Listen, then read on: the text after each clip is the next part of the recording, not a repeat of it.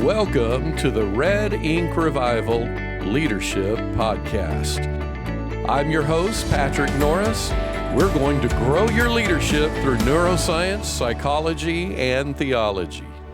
Hey everybody, welcome to episode 22 of the Red Ink Revival Leadership Podcast. My name is Patrick Norris. Our goal today is to help you lead with a whole heart, a healthy brain, and a soul on fire. I'm so glad you're with us. Today's conversation is with my friend and financial professional, Nate Miller of Miller Retirement Group. Nate has consulted top financial professionals throughout the nation. He's also an author and hosts his own professional podcast, Retirement Rescue Radio. He and his wife's love for Christ is expressed in how they are anchored in their own local church on mission with team leadership. Today's episode is titled Emotional Economics and Investments During a Pandemic. Our conversation covers everything from national stimulus packages to insights into the stock market during a pandemic to opinions on market trends to managing emotional financial drivers during times of uncertainty. You're going to really enjoy this inspiring and insightful show. But first, I'm so glad to have you with us wherever you get your podcast or in the video version of YouTube. We like to drop new content every week and we shoot for Thursdays of the month.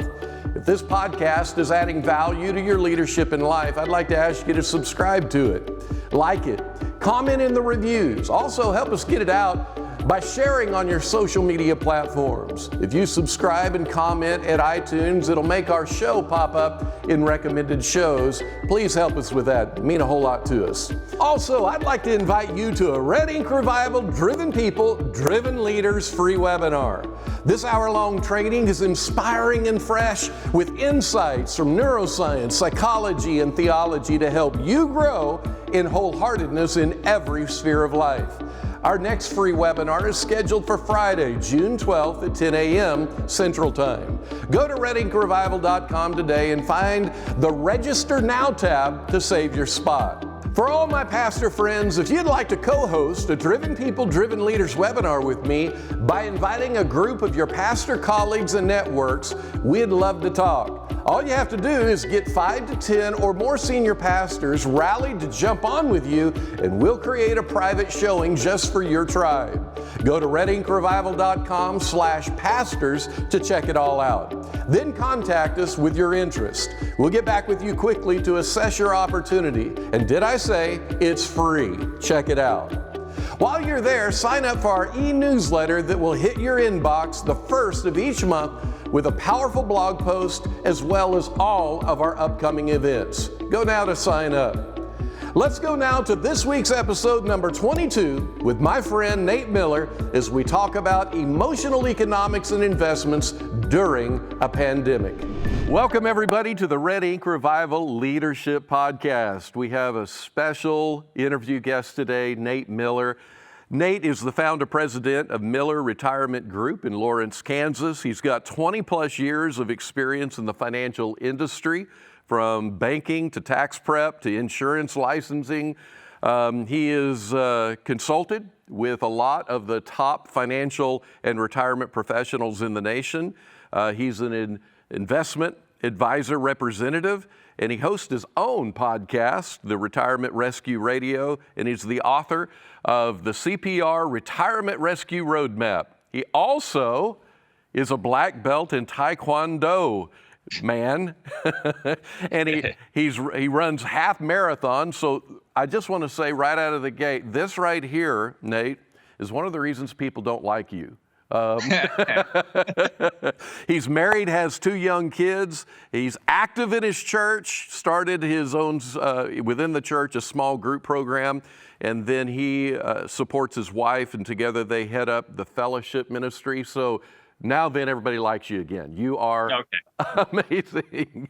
I love it. Became relatable again. All right. I love, yes, absolutely. Man, it's so great to have you on our show today. Thank you for jumping on. Well, Patrick, thank you for having me. I've listened to several of your podcast episodes as well, and I've got to admit I love what you're doing there.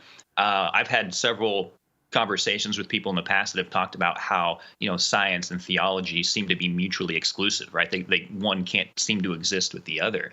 And I love the approach that you're taking. So yeah, you guys are doing great work, great guests, great depth of knowledge from not only yourself, but also the guests that you bring on. Thank you, Nate. That's awesome. Awesome. Well, hey, let's jump into your backstory. Why did you choose to get into finance? We're going to dig in the next few minutes into everything from the global pandemic to the economic issues around it. But to really get kind of a framework, why did you get into finance? What interested you there? Well, I think it's funny because I think you can actually take this all the way back to when I was a kid. And this really flows along the same lines of a lot of the things that you talk about, how a lot of our personality, our approaches towards certain things can really be set by the time we're really young. And I think I've traced it all the way back to my very first memory of money. I grew up on a farm, and I was probably about 6 or 7 years old when this happened. And I remember telling my mom that she could sell all my Ninja Turtle video cassettes if it would help out the farm. Wow. And so when I think about that, I didn't know, I had no idea what was going on. Logically, I had no clue what was going on. What I did know, though, was they were selling everything themselves, and I could kind of feel like something was off. I didn't know what it was, but I felt like something was off. And so that was my little offering, I guess, in order to help out. They were selling everything at the time. I figured, why shouldn't I? Right? Wow.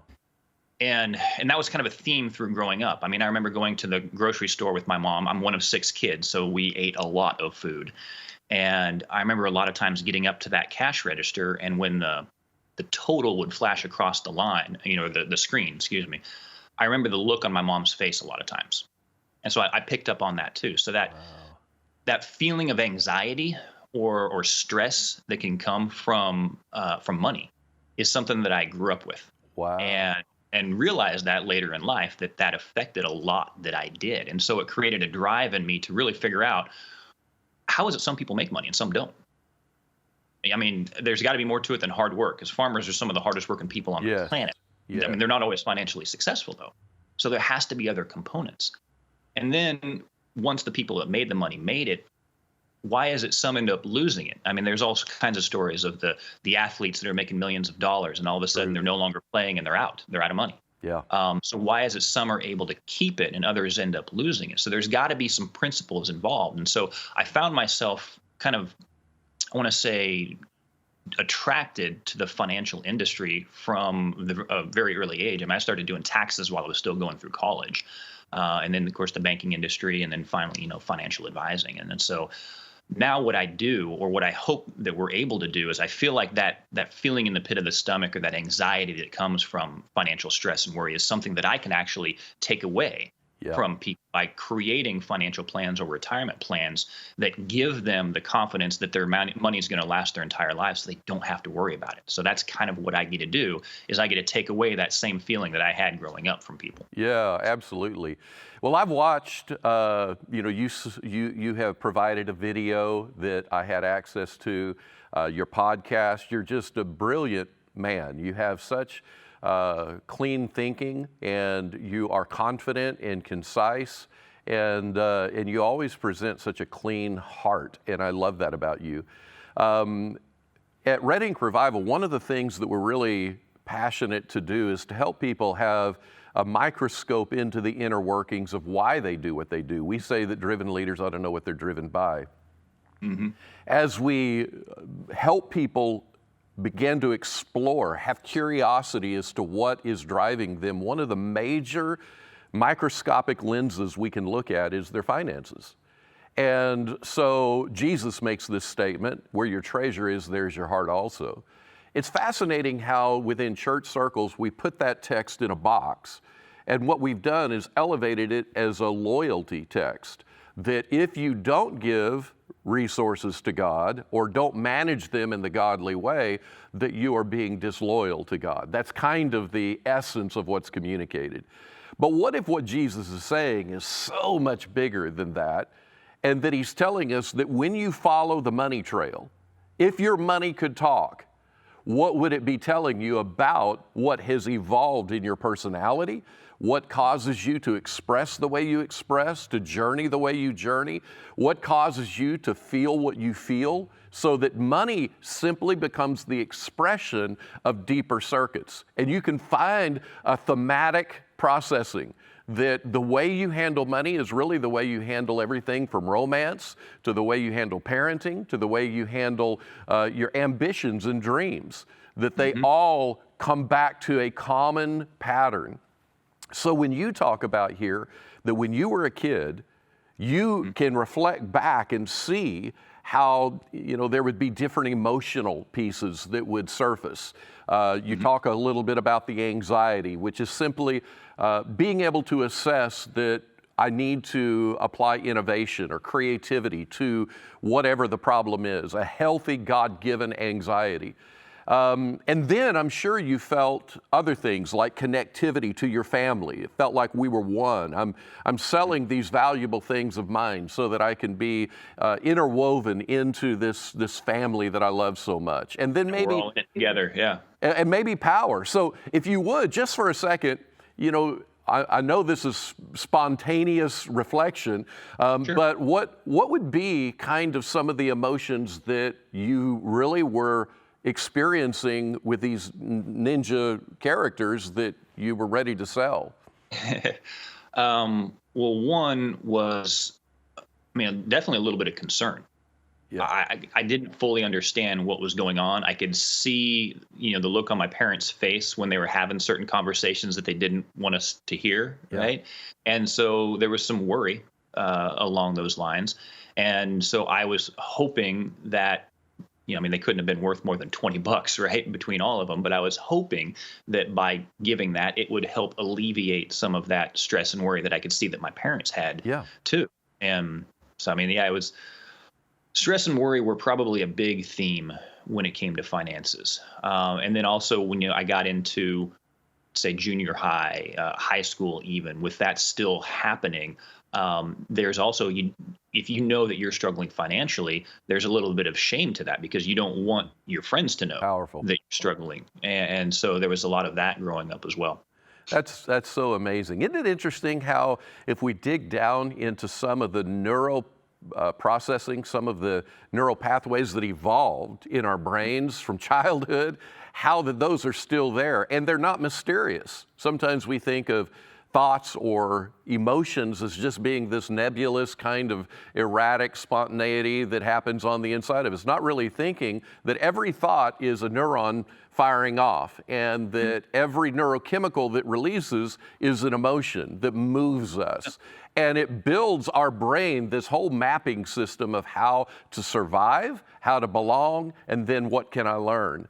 And I love hearing your story, and I was able to spend a little time with you to hear a little backstory on you, and to me it's just fascinating. And of course, if you've listened to our podcast, Nate, you know that I'm fascinated by human behavior. I always want to know, well, why? Where did that come from? Where is that at? Money is emotional. It is. Absolutely, 100%. You can't tell me that if there is someone that has 5 foot tall mud tires on their truck, that was made with a logical thought. That is awesome, man.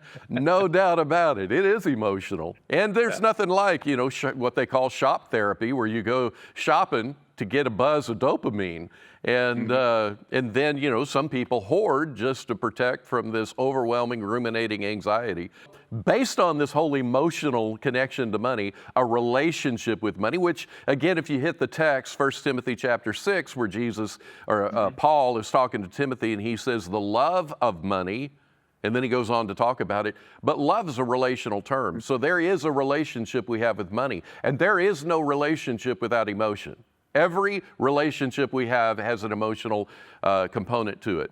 So right now, we are in the middle of a global pandemic, and the economy's been up and down and so on, and there are these stimulus packages that are rolling out. So let's pivot just for a second. I'm curious, how in the world does a nation come up with extra money And when they go into further national debt, where is the bank that they get the resources to be able to give stimulus packages to us? Talk to us a little bit about that so we can maybe understand what the heck's going on in our world. Sure, absolutely. And what's amazing, a lot of people think that it's just printing money, and it's not. I'll try to keep it pretty simple, but basically, and everybody is kind of familiar with this term, we're borrowing money from our future. Yeah, is really what's happening. The U.S. ultimately, they issue bonds.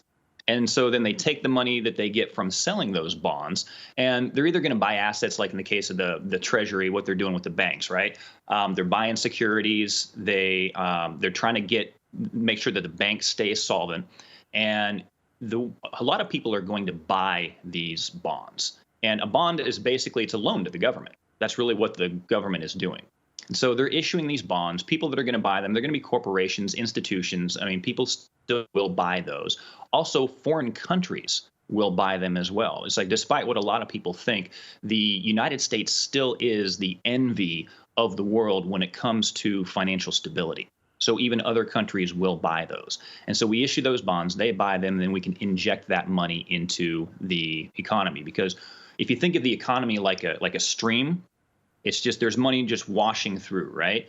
And what the Fed, the Treasury, what they don't want to happen is they don't want a dam in that, because if you dam up a stream, downstream now you have all kinds of issues that are going to happen. And so they issue these bonds, they get the money, then it's not printing, they're borrowing their money from the future is really what's happening there. Wow. So if another nation buys our bonds, what's that mean? I mean, to me, my brain goes to, does that mean that they end up having power over our nation? Do they have any control over our nation? And can they dictate economy issues in our nation because they own those bonds? They own the bonds, and when you think about some of the the scripture, how it says the borrower is slave to the lender. Yeah. Right. Yeah. You can kind of think that. However, it doesn't tend to work out that way. That you would think that they would have some type of pull on us, but basically, as long as we're able to pay that back, they really don't have a whole lot of say over what we do from a country standpoint, because there's everything political that comes into play, and then they'd have to be able to influence the voting public as well in order to have that happen. So I know a lot of people think, China owns us. Right. Well, I've heard that. I didn't know. And so like they do hold a lot of our bonds. But as far as them being able to make decisions, once again, everything still has to go through our government system before they can actually make any kind of decisions. So when I hear on the news, and understand this isn't my wheelhouse, so I'm pleased to be vulnerable and ignorant to share what I don't know. But sure. I hear on the news things around, we're leveraging our children's futures by going into further debt. What's that mean? I mean, practically, what is your concern for your two kids? Sure. And it is a concern for a lot of people, because they're thinking, in order to pay all of this back, I mean, we're already X trillion dollars in debt, right? 20-some trillion dollars in debt. And we just tacked on over $2 trillion more. And so what does that mean? Everybody's like, well, our kids are going to have to pay that back. And which is not untrue, but it's a problem if our economy doesn't grow. That's when it becomes a problem. And so instead of talking in trillions right now, let's give a different example, because the only people that really talk in trillions are politicians. Right. So let's drill this down, and let's pretend that the economy is like a household. Okay. Right. And so let's say that there's a couple, and they have $100,000 of income, and their mortgage every single year is $30,000 of that $100,000. Yeah. Okay. So now let's say in 10 years, let's say their income is now $200,000. Well, now that debt that they had, it represents a smaller percentage of their income. It was 30%, now it's 15%. And so the debt is easier to handle. So as long as the household income grows, as long as the economy grows, it's not a huge problem. Gotcha. And that's a very, very, I know there's a lot of people that are going to, that have finance degrees, economics degrees, and they might send bad emails to me. I'm making that completely simple. I'm trying to not trying to go into really, really big detail on that. So it's a little more complicated than that, but that's going to be a very, very simple explanation. Yeah. And so are there a lot of people who just fight on either side of this issue and make it a bigger deal? And kind of the extremes on the spectrum. Yeah. Because that's probably what you hear on the news, something to get a little buzz, something to create controversy so viewers will get into the tension. Is that kind of what you're saying? Absolutely. There's going to be extremes on both ends, right? There's going to be the people that are so extreme that like, we're going to become Puerto Rico, right? Right. I've heard that. Yeah, exactly. And so it could, depending on, the money that you follow or which quote expert that you want to listen to. And I do think that ultimately taxes will have to go up to pay this. Do I think that we're going to be Puerto Rico? I don't think we're going to get to that level, but I do think that taxes will go up as a result of this. I mean, right now we are in historically low tax rates. When you look throughout history, the top tax rates have been as high as 94%. In the United States? In the United States, the top tax brackets, yes, all the way up to 94%. And during that time, if you were unlucky enough to live in California, which had a 6% state tax, yeah, you're out. Exactly. It was about $200,000 back when that was. If you made over $200,000 and you lived in the state of California, anything over that, you're not making anything. That's why Ronald Reagan got into office. He made about 2 motion pictures a year. Made about $100,000 for each one, and then spent the rest of the year on his ranch because he didn't want to make any more money because the tax rates were so high. Nate, that's fascinating. I never knew any of that. That's wild. I feel like I'm watching a documentary by Nate Miller. Yeah, appreciate it. I'm just getting that information, from other people too. So it's Oh, that's wild. So you're anticipating the impact of the stimulus packages are actually going to be that we're going to have increased taxes. And what do you think that'll be? I mean, do you think that'll be just a few percent, or I know that it's total guesswork here, but what would be your, I don't know, guess? What do you think will be impacted by? I mean, if we've had it all the way up to the 90% before, it could get back there. I don't think it's nothing's going to happen like that. It's going to be kind of what we call bracket creep, or tax creep. It's going to happen slowly. And I believe it's also going to happen more and more for the higher tax brackets than it will for the lower tax brackets. But the problem with taxes is they can increase things and not call it tax. Right. I mean, all of us that have seen some of our tax rates on our property taxes go up, but when maybe the tax rate didn't actually go up, but the mill levy went up. Yeah. So it's not called a tax, but it's less money out of our pocket.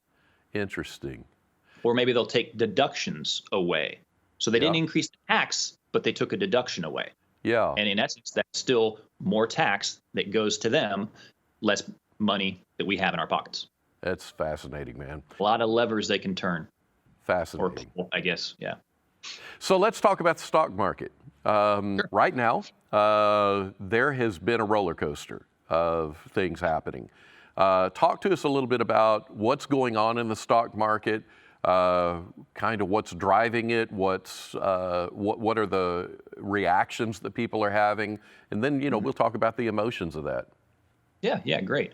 And definitely the emotions, because that's what we find right now when stuff like this happens. I mean, we've done risk assessments or risk tolerance questionnaires, assessments with all of our clients and with people that even maybe did not become clients with us. And what we found is during the decade plus long bull run that we just had, when we asked somebody what the risk tolerance is, vastly different than what it is now. Right? Wow, yeah. Because when we're, a decade into a bull run, which basically has never happened in history before, people can say, yeah, I'll be fine losing 15, 20%. And then all of a sudden when they do, it's not okay. Yeah. And so one of my podcast episodes is, lessons learned from this whole coronavirus downturn. And one of those is what people say that their risk tolerance actually is may not actually be that. Yeah. And what I've found is people's risk tolerance is never higher than what they tell us. It's always going to be lower. Yeah. And we just know by psychology, losses hurt more than gains help from our psyche. Yeah. We would be more willing to we will do more to not lose $100 than we will to gain $100. Yeah. So it's the losses hurt us psychologically more than gains help us. Isn't that interesting? So a little bit of perspective to help calm fears. First off, we kind of maybe need to define a little bit of what pullbacks or corrections or bear markets really are. And so if we think about it, a pullback is really just a 5 to 9% drop from the previous high. That happens a lot. That's going to happen most of the time, multiple times in 1 year that will happen. A correction, however, is a 10 to 19% drop from the original high. And that's going to happen about, say, once a year, usually. A 10% drop can happen. The bear market of 20% or more, that's the definition of a bear market. It's a 20% drop or more from the previous high. And to give you a little bit of insight into that there have been basically in the past 50 years, there have been 29 corrections. Okay. So like I said, about every 2 years or so. From 1900 to 2020, and this, I believe, comes from like Investopedia, some of these sources. And so from 1900 to 2020, there have been 33 bear markets. Okay. So that's about one every 3.6 years. Okay. So it actually happens a lot more often than what we've been used to. Yeah.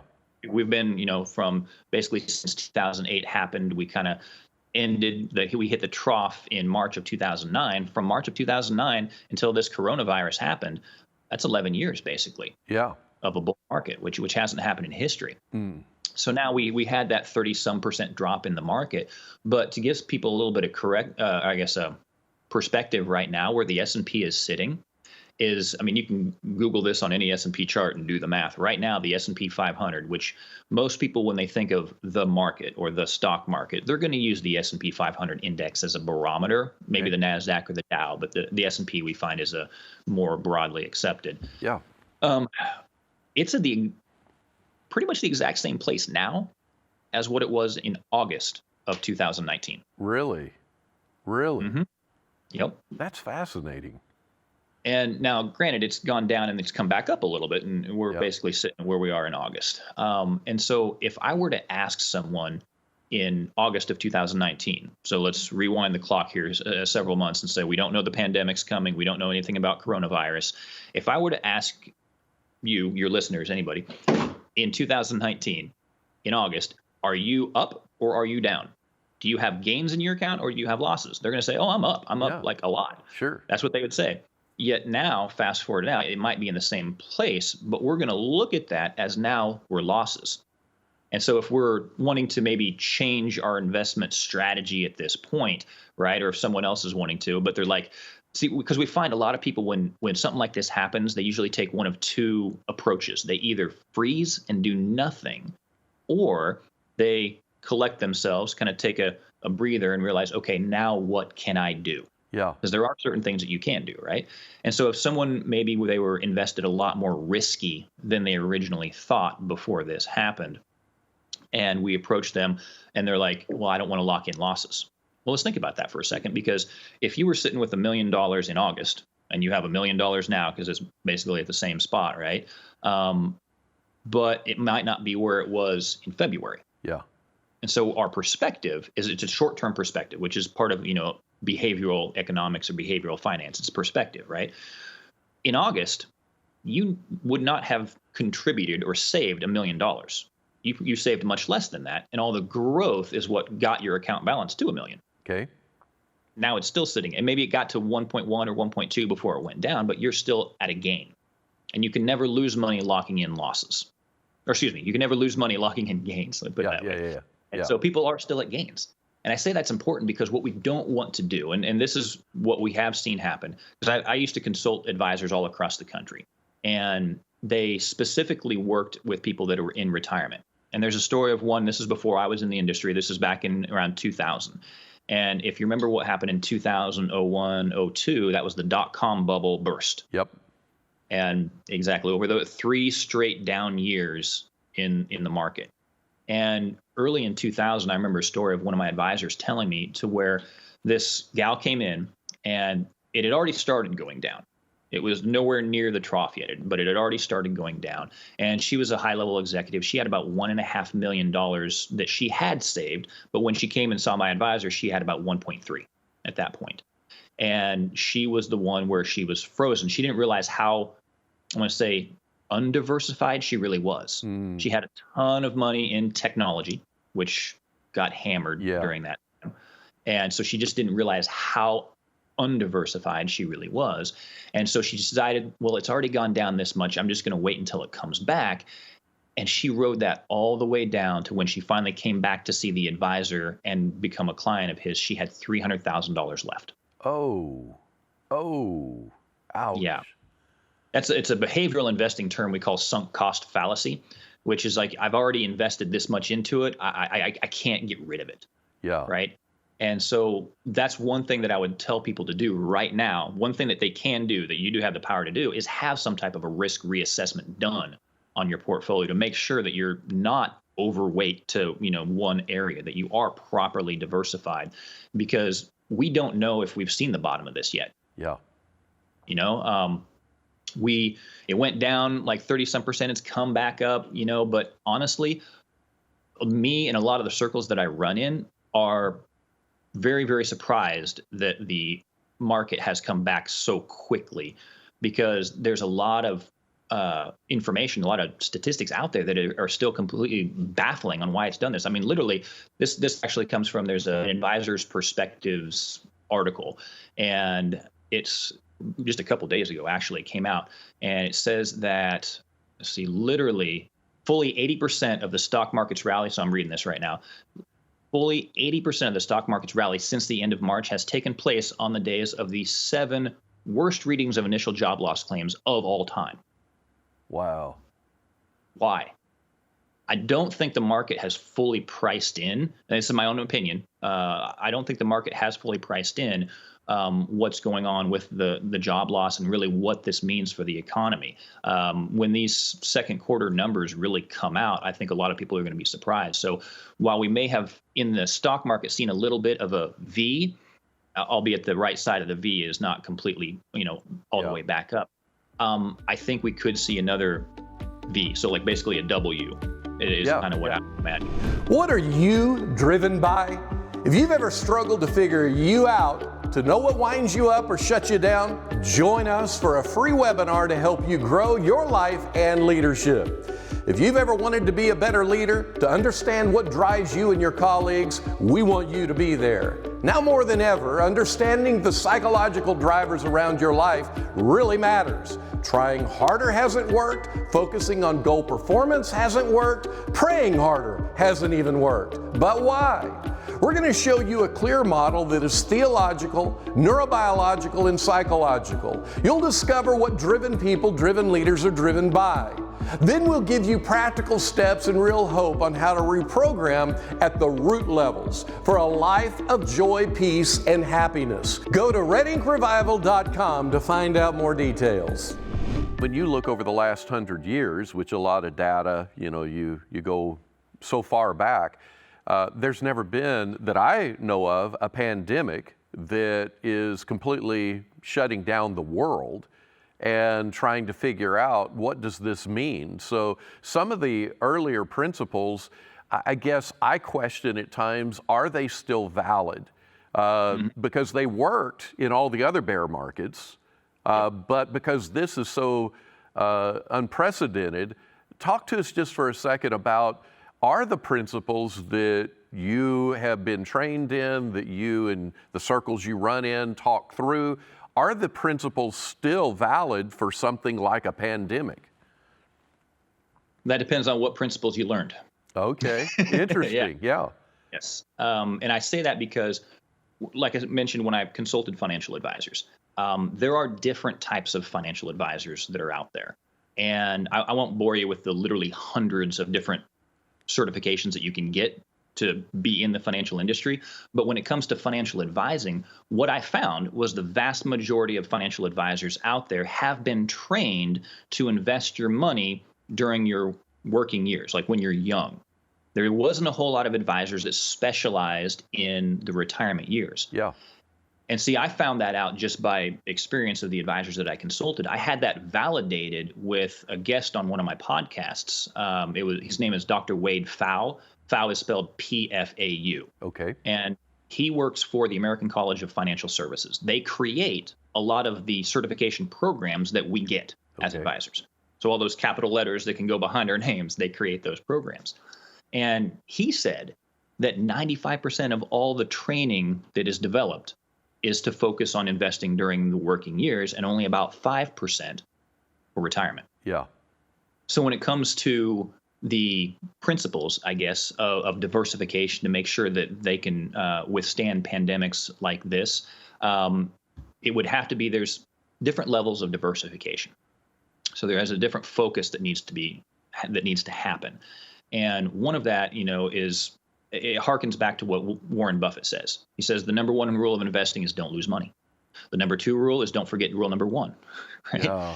And so what we notice is if someone is trained in the working years of someone's life to invest their money during that time, and they're trying to manage money for someone who is in retirement, they're managing it in a way that is probably inconsistent with the way that it should, personal opinion of mine, because in retirement, if someone has enough money saved up, they don't need to take unnecessary risk.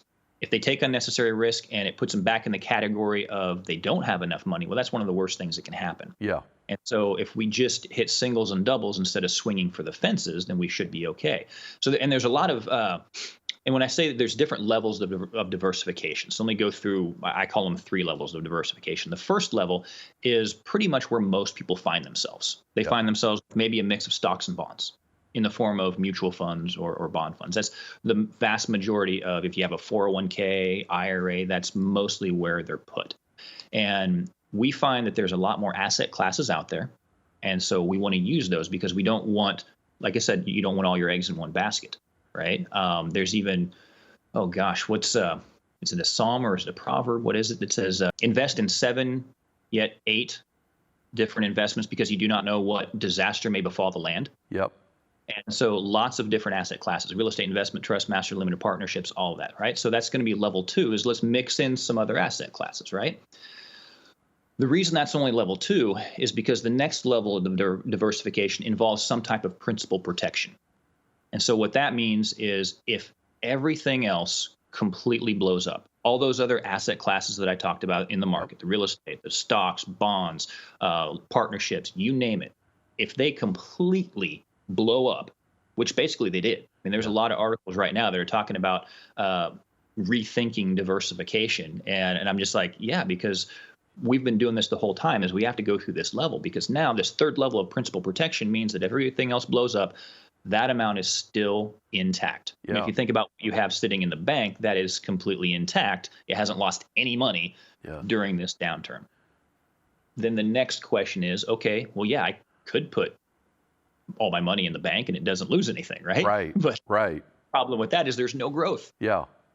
And so if something is principal protected, in our opinion, it has to have a growth component to it.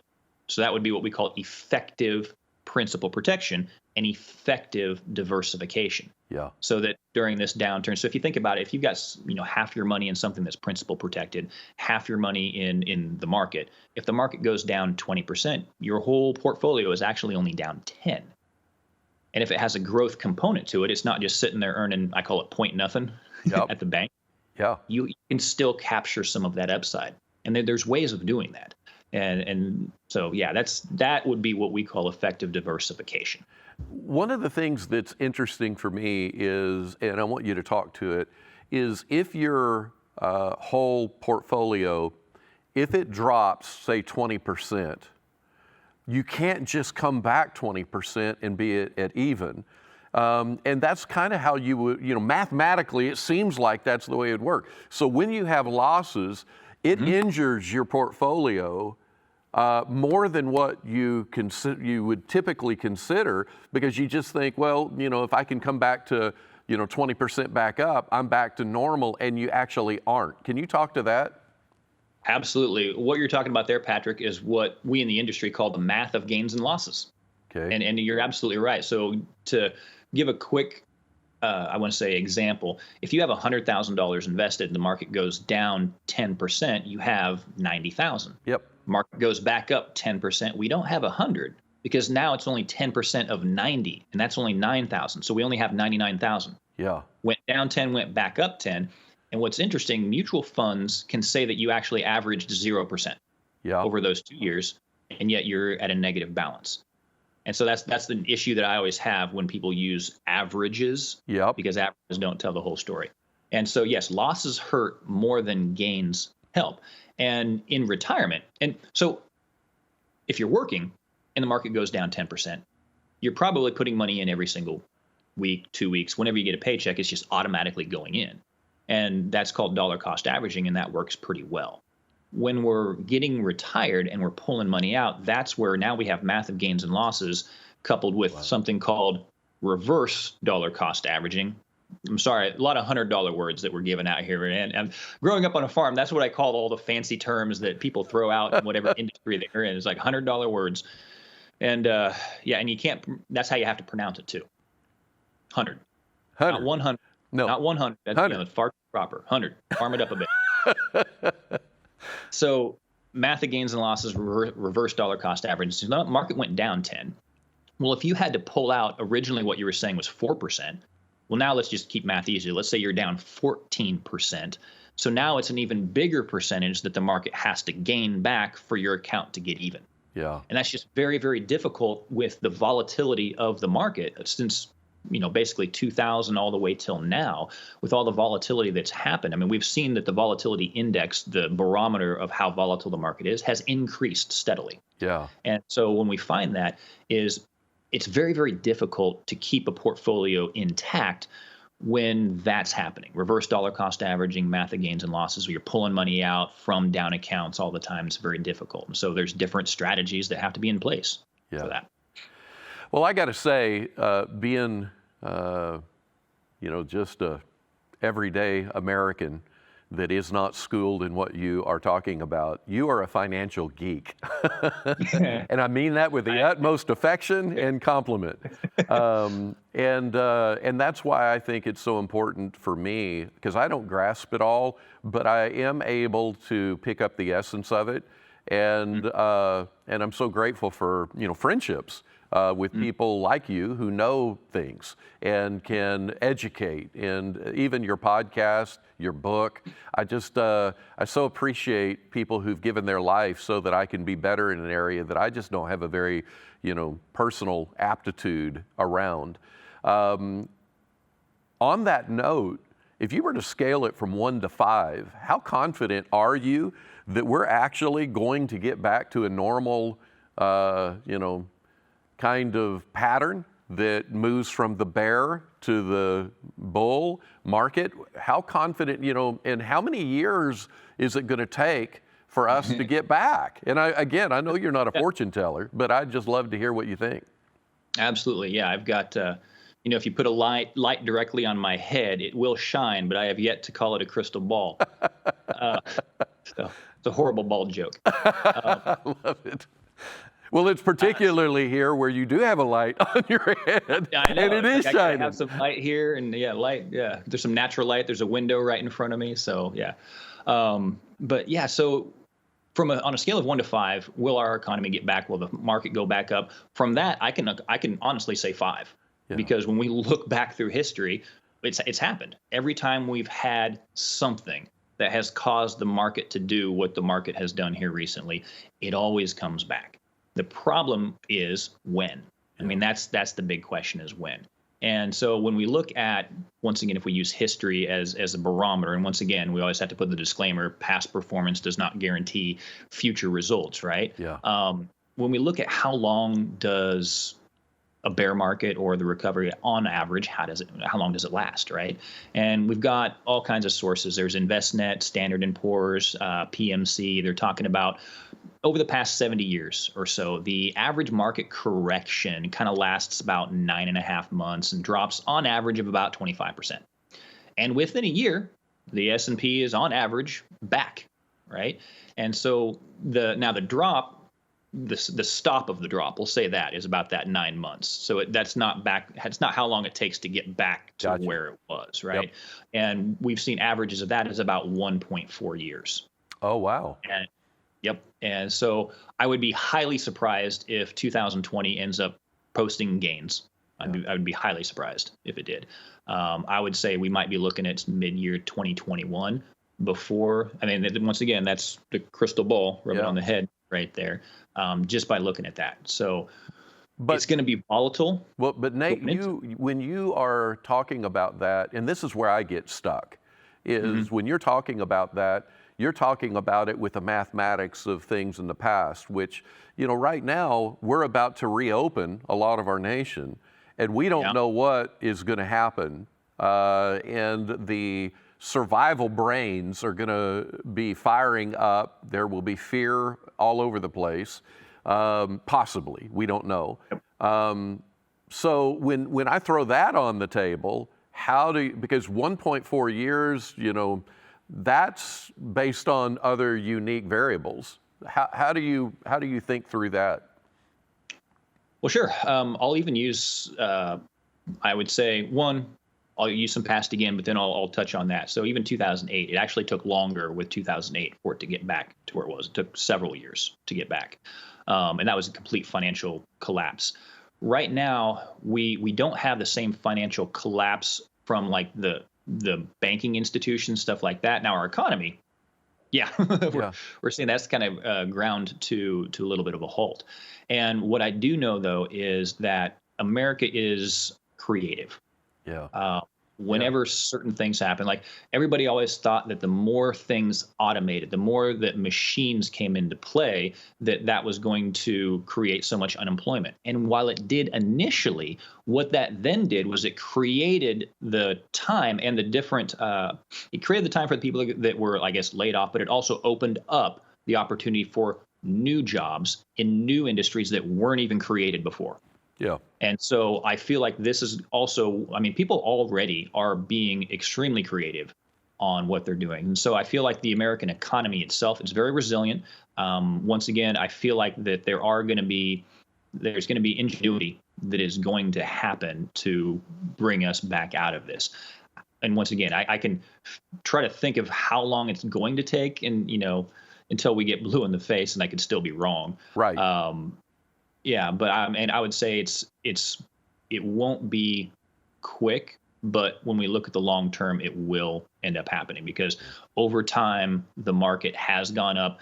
Companies come and go, but when you look at the broad market, the basket of assets, the S&Ps, the bonds, whatever, it's like long term they go up. Yeah. Well, I know that you could talk, till you're blue in the face and still be wrong, but your wrong would be based on education, where a lot of us who are, armchair quarterbacks, we may not have mitigated it through the lens of all that you talk about here. I so appreciate you digging down into some of these minute details of what's going on. On an emotional level, and just like you talking about, there's economists that, would say there's a lot more to this than just the simplification that you made. On a psychological and neurobiological level, same thing. Neuroscientists would take what I'm about to say and be like, well, there's a lot more to it. It's a lot more complicated than that. And I would say, yeah, I get that. But it's very helpful to look at the brain in 3 different layers or levels. To see the earliest part of the brain, the most primal part of the brain, would be what we call the survival brain. It's a part of the brain stem. Then you have a midbrain, which is typically called the emotional brain. Then you have the higher brain, which is where so much of our cognitive thinking is. It's interesting because when you look at the brain stem area, that's where we have our instincts. Whenever we, are walking down a path and there's some long, narrow thing laying in the path and it's right in front of us, we jump back. Yep. Our cognitive brain isn't even involved. We're not mapping out whether or not this is actually a snake. All we know is it could be, and we jump back. Our primal parts of the brain that are in the brain stem or the emotional brain, which is the limbic system, when those things are fired up, the cognitive brain, the neocortex, cannot have the same level of intensity at the same time that the lower brain is fired up. That's why you jump back without cognitive processing. In times like this, particularly when there's traumatic reoccurrence, so you have people who are living in this victimization experience. We don't have power. We're not allowed to make choices. Even the government has decided what's open, what's not open, what's essential, what's not essential. And, you know, some of us, like myself, we look at that and we're like, we understand the politicians on both sides of the aisle are just trying to love people, to preserve the weakest among us. Yet on the other hand, there are a lot of emotions. We're, you know, living in our houses. We can't go shopping. We can't, you know, just get out and hang out with a bunch of people. Can't go to a concert. Can't watch baseball. Can't. And the lower brain is firing up and simply asking the question, am I safe? Am I safe? And the rest of the brain doesn't function well till you answer that. Am I safe? Secondly is, do I belong? Do I have community? Can I be seen, felt, heard, known? Can I be celebrated? And then finally, you have the cognitive brain. So I think it's interesting if we cycle back to something you said earlier, that when you're living in a bull market, everybody assesses their risk financially as being something that may not be their risk. And the reason is because the cognitive part of the brain, the neocortex, is processing purely on an intensified logic. But then in times of pandemic, we have a resurgence of the survival brain. And it's asking, am I safe? And do I belong? And it lowers the logic. Your ability to process logic no longer is in place. That's, just as a side note, is why social media right now is filled with people that are just inflamed. And they're saying some of the least logical things that could be said about whatever. It doesn't matter what it is. Exactly. You know, it could be a conspiracy theory that Elvis really went underground. He's alive and he's trying to take over the world right now. I mean, whatever it is, all from that whole brainstem thing. So when I think, as we began to land this podcast plane, when I think about the pastors that watch and listen to our podcast and appreciate how we frame up human behavior and what driven people are driven by, there is about to be a unique scenario with people who are coming to our churches. I know for me as a pastor, just on the pastoral side, I already am dealing with the lower brain firing up in people and criticisms. And if you're a leader, you're a lightning rod for criticism. And when people are in survival mode, that then gets directed to you. You see it all through the Bible. You see it with Moses. You see it in modern day leaders. And blame is just the brain's processing to make sense of how this happened and what do I got to do to survive again. And so as we get ready to reopen our churches, you know, we'll be having to do things like take middle rows out. Families will have to be seated in family orientation with 3 seats between them, 6 feet distancing and all that. And then the question of, do we wear masks, not wear masks? What if somebody is angry because they have to wear a mask? Somebody else is angry at them because they don't wear a mask. And you just have all this swirling stuff. All of that does have a component of financial insecurity. So, Nate, to the best that you can as an expert in finance type areas, what would you say to a pastor as we're navigating leadership with people who are in their lower brain? How would you help them manage the financial side? Sure. So, yeah, this actually does go back to, I think, a few things that we're told as financial advisors is sometimes you may spend more time being a psychologist than a financial advisor.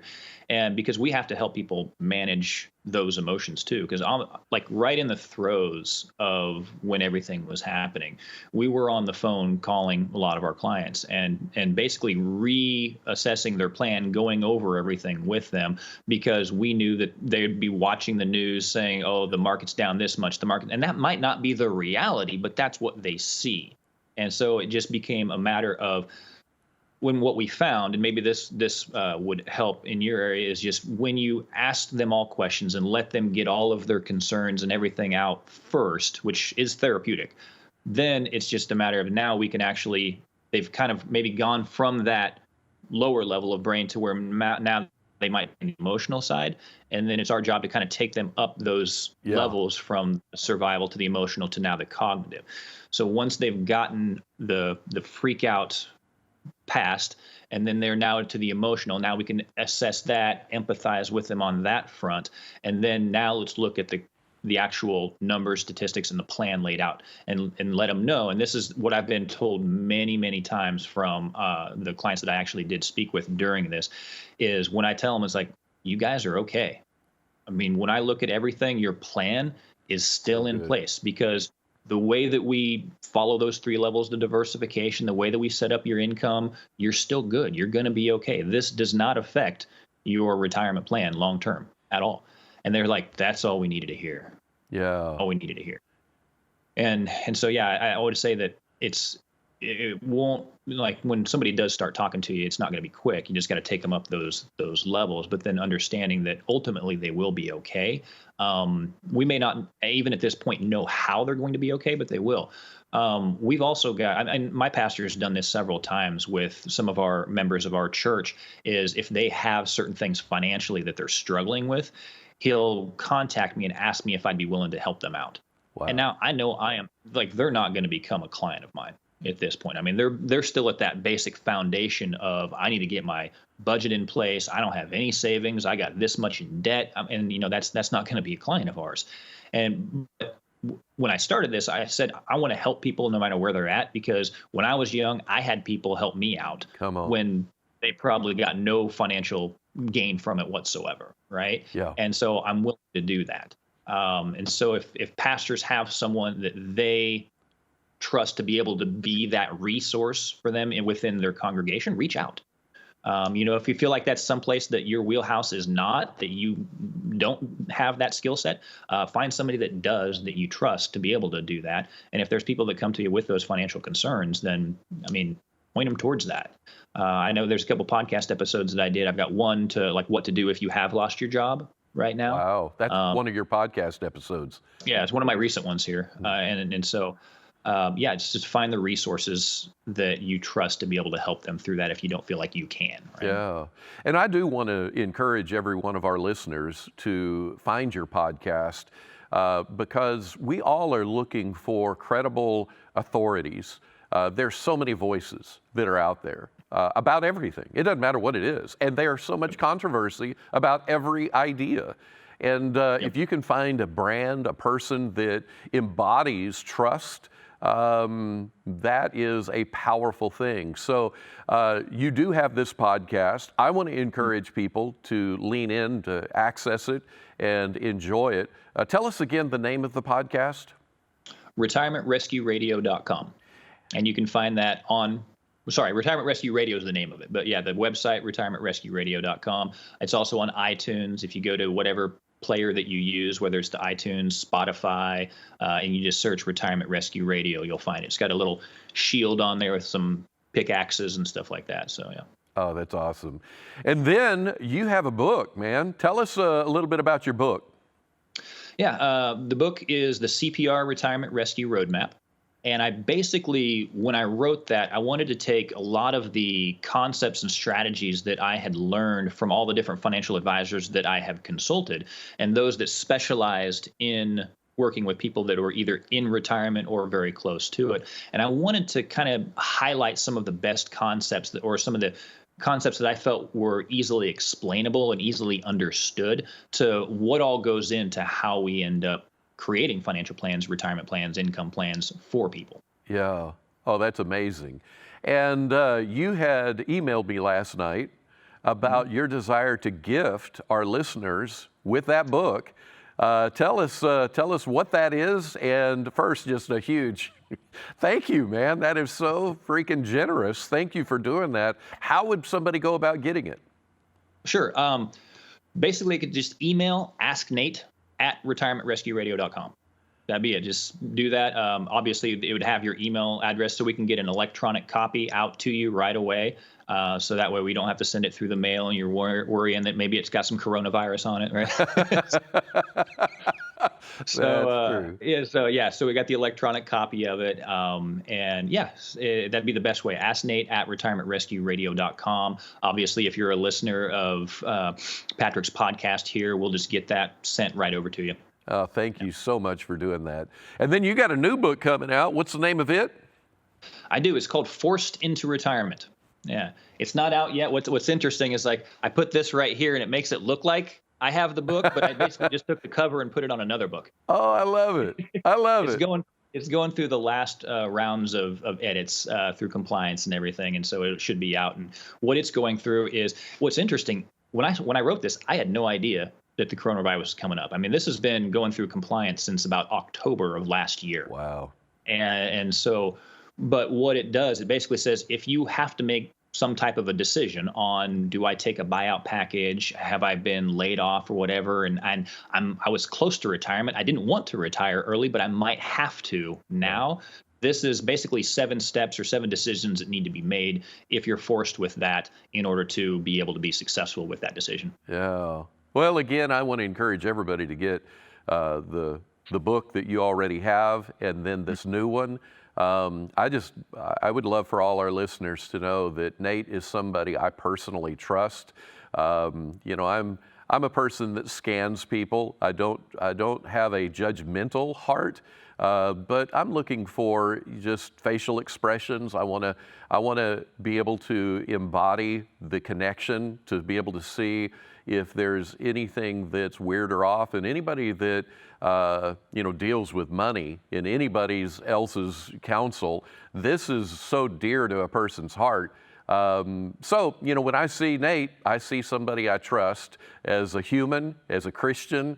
And I got to say, Nate, one of the things as a pastor that puts you in a category that just elevates trust for me is that when you're a player in the local church and not just a bench warmer that shows up on Christmas and Easter, and that's fine. There's people that are in their own trajectory and growth pattern.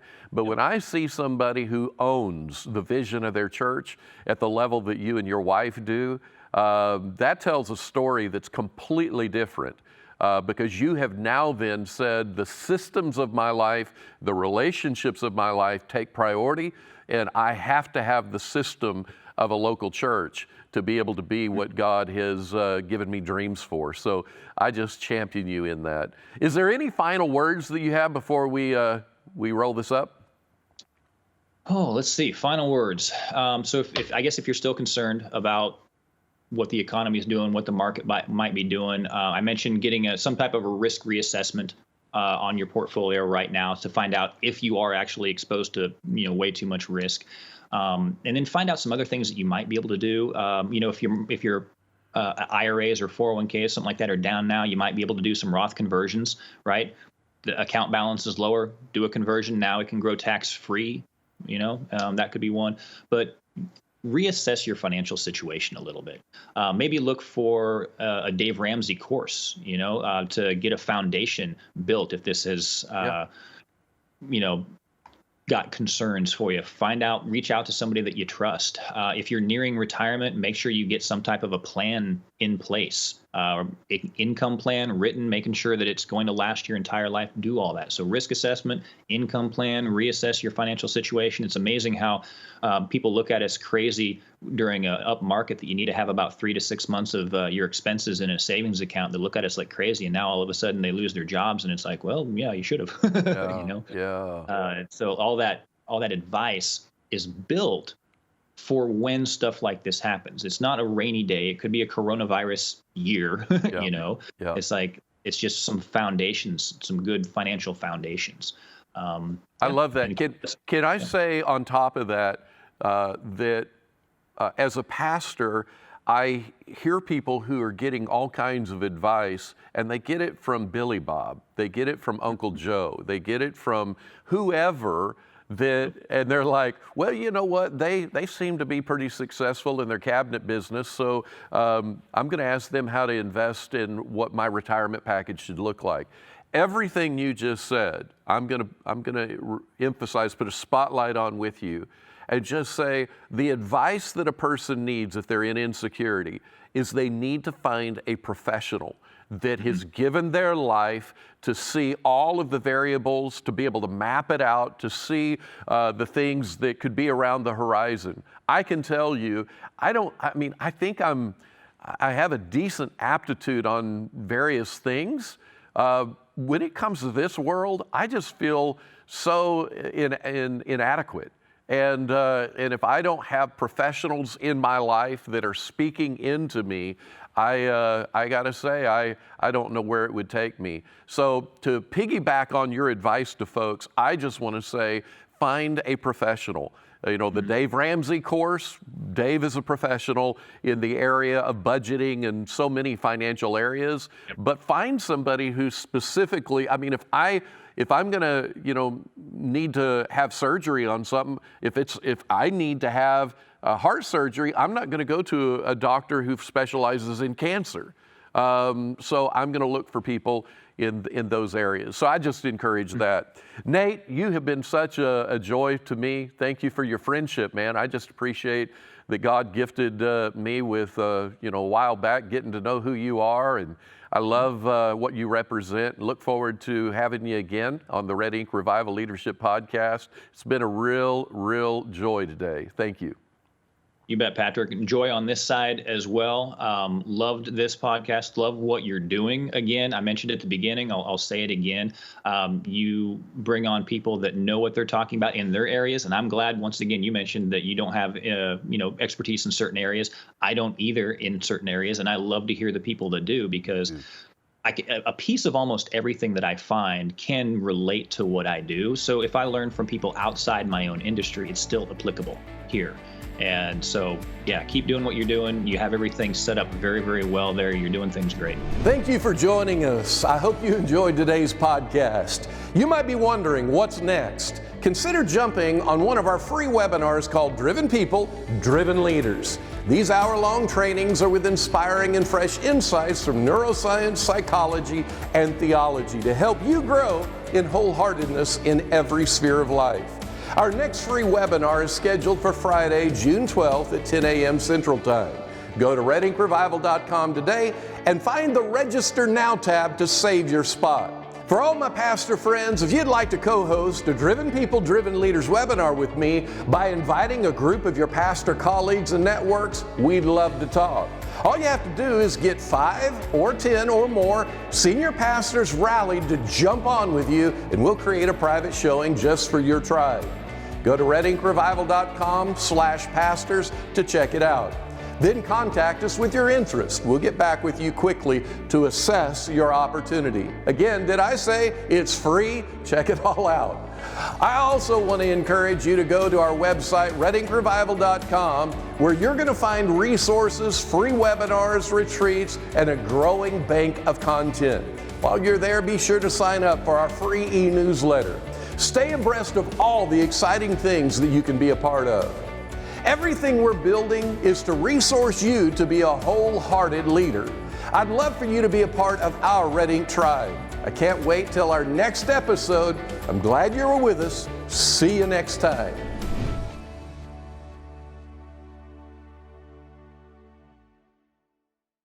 Investment advisory services offered only by duly registered individuals through AE Wealth Management, LLC. AEWM and Miller Retirement Group are not affiliated companies. Investing involves risk, including the potential loss of principal. Any references to protection, safety, or lifetime income generally refer to fixed insurance products, never securities or investments. Insurance guarantees are backed by the financial strength and claims-paying abilities of the issuing carrier. This podcast is intended for informational purposes only. It is not intended to be used as the sole basis for financial decisions, nor should it be construed as advice designed to meet the particular needs of an individual's situation. Miller Retirement Group is not permitted to offer, and no statement made during the show shall constitute tax or legal advice. Our firm is not affiliated with or endorsed by the U.S. government or any governmental agency. The information and opinions contained herein, provided by third parties, have been obtained from sources believed to be reliable, but accuracy and completeness cannot be guaranteed by Miller Retirement Group. Hypothetical examples have been provided for illustrative purposes only. It does not represent a real-life scenario and should not be construed as advice designed to meet the particular needs of an individual's situation. A Roth conversion is a taxable event and may have several tax-related consequences. Be sure to consult with a qualified tax advisor before making any decisions regarding your IRA.